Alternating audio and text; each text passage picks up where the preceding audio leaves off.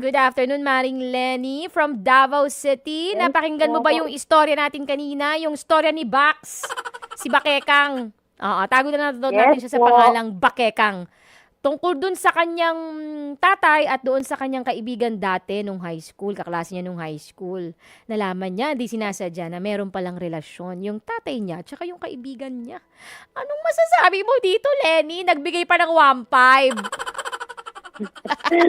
Ang masasabi ko po kay Bakekang po, kung saan po masaya yung father niya po, supportahan na lang po niya kasi mataas na po yung edad ng tatay niya, gano'n. Nirespeto na lang po niya kung ano yung feelings po ng tatay niya. At saka, pareho naman po silang single.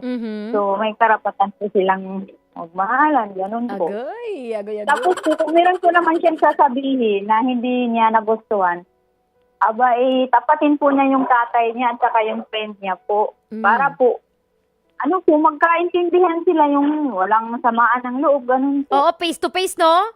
Pagharapin, Yes no? po. Magharap-harap silang tatlo, Opo. no? Face to face. Tapos, tawagin ko si Ma'am Corina. Charingola. Hindi. Hindi naman po yung face to face po. Ay, Yung kausapin po Oo, muna niya yung tama. tatay niya po. Pagkatapos po yung friend niya po. Ganun po. Oo, para magkaalaman sila Opo. kung ano talaga ang siste, ano? Kung ano ba talagang ganap sa inyo. Opo. Ano ba talagang meron sa Opo. inyo? Kayo ba'y nagmamahalan ng tunay, tapat at totoo? True FM.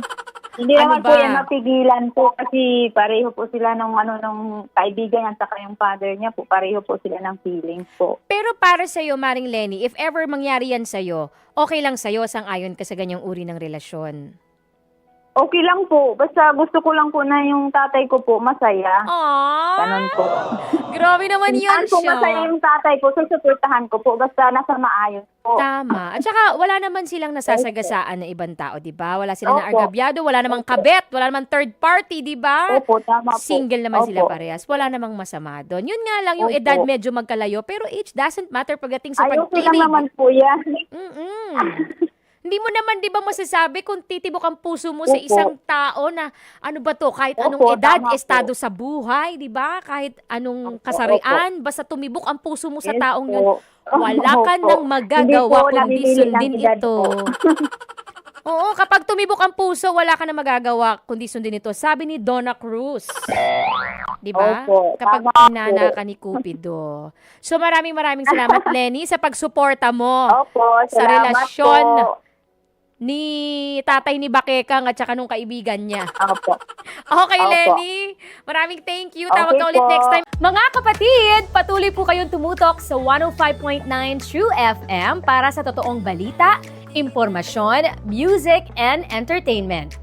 Mag-subscribe sa aming YouTube channel, add podcast, at sundan nyo kami sa Facebook, Instagram, X, at TikTok sa @TrueNetworkPH. Bisitahin din ang aming website sa truefm.ph. At panoorin din po kami sa True TV sa Signal sa Channel 19.